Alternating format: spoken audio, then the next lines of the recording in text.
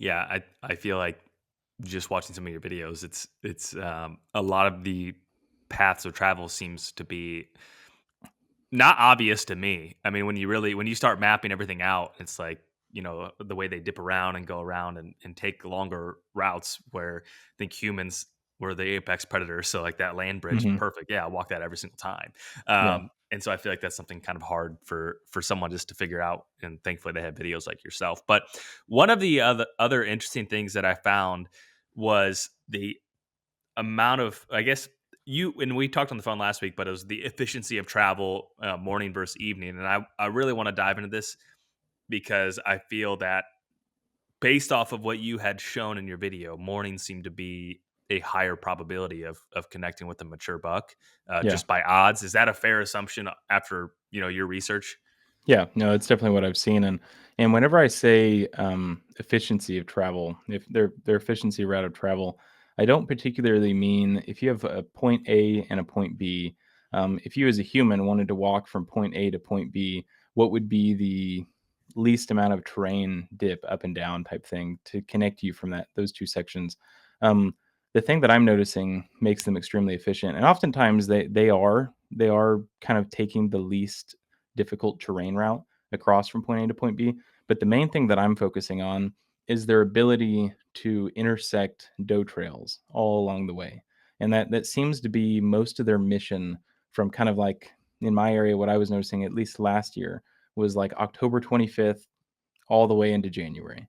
And whenever they're traveling on those morning travel routes, they're semi straight and they're always terrain driven in terms of how they travel.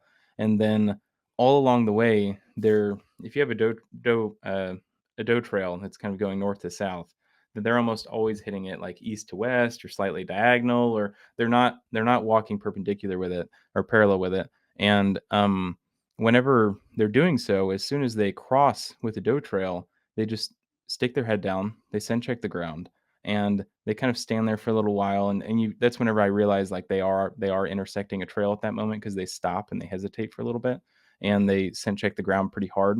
And if he smells something, then he'll lift his head, kind of hook off of his main travel route, walk back, 50, 75 yards, and then all of a sudden I'll flip to a thermal camera and he's standing within 30 to 40 yards of 8 does. And it's like, whoa, you found those guys pretty quick. It's Wow. pretty impressive. And then in that situation, he doesn't move in on them. He oftentimes he's not moving right up inside of them and trying to chase around that doe.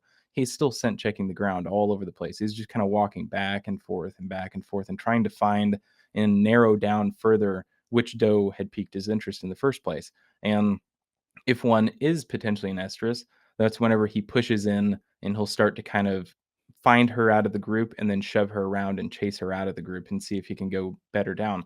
But if she's not ready or whatever is kind of going through his brain in that moment in time, then he'll just hook back off of that travel route back towards the does, make it right back to the intersection trail where he had last left off, and then he just continues on his morning travel route. Just keeps on walking. And oftentimes in a individual morning travel route through kind of that November into December timeframe, I was seeing them make these hooks off of their main travel route 3, 4, sometimes 5 times in a single route, and they're just hooking off and going and checking a little group of does, and then they'll just walk back onto their trail and continue on. And then the other fascinating thing that I noticed about it, and this could just be the properties that I was researching, but I think that I'd seen it enough that I feel like it's a thing, was oftentimes at the end of their morning travel route was whenever they were hitting scrapes. Um, they every once in a while they would walk and intersect with a community scrape in the middle of their travel route or kind of at the beginning. Um, but in most cases, wherever the end of their travel route was, it seemed as if there were like 2 to 3 scrapes all along that area. And rubs, I'll cycle back to rubs. Rubs they're making all the way throughout that travel route, from the time that they get up all the way until the time that they're about to bed back down. They're just constantly hitting rubs throughout that time frame, and signpost ones, and then also just kind of random ones that probably weren't even there before, and they're making a new one type thing. Yeah. But scrapes, they're almost always making them at the end of that route. And the thing that I'm noticing about the end of their travel route is a lot of times it's kind of ending at like 9 to 10:30 a.m. So if you're somebody that's going out and you're hunting in the morning and you're hunting kind of nearby or over a scrape, and you get down at like 8:30 a.m. because you're tired and you want to He's go not back back yet. home and eat a honey bun. Yeah, no, he's not back yet. So, and that's kind of where like maybe a lot of people have developed the, I don't know that it's a misconception because deer do move in the middle of the day, but a lot of people have started thinking like, if they get on a buck at like 10:30 a.m., then they just killed like a midday moving buck. And it's like, really, he was probably still on his morning travel route. He hadn't finished it. Like Mm. you picked him up at the tail end of it. Just because you didn't pick him up at the beginning doesn't mean that you didn't pick him up whenever he was moving in the morning. You picked him up on the end of his travel route at that time frame. So yeah, that's kind of the route of efficiency. Yeah, and then conversely, on the evening, in the video, it was a much shorter amount of movement, and also there was more deer typically. Yeah. I want you to hear. I've always liked mornings because I'm not a great deer hunter, and usually when I kill a buck, it's usually he's by himself in the morning cruising Yeah. along, and he's not with a pack of deer. And so Yeah. when I Well, watched it, I was like, oh yeah, that makes sense. yeah, and in the end, like, if I added up every step in the evening versus the morning, total yards traveled, it's probably pretty close because he's constantly moving in the Mm, evening. He's just walking back and forth in kind of circles, and he's hanging out in this same little area. So the statistic that I started focusing on was actually net displacement over anything. So net displacement meaning, if a deer's bedded in the morning and then he makes his travel route and then he beds back down, what's the distance between those two locations? And then same thing with the evening, whenever he's bedded back down throughout the middle of the day, and then he gets up and then he finishes his time at the end of that day and either beds back down or I run out of legal shooting light because I was focusing everything within legal shooting light for this study. Then what's the displacement between those two locations? What's the distance between those two?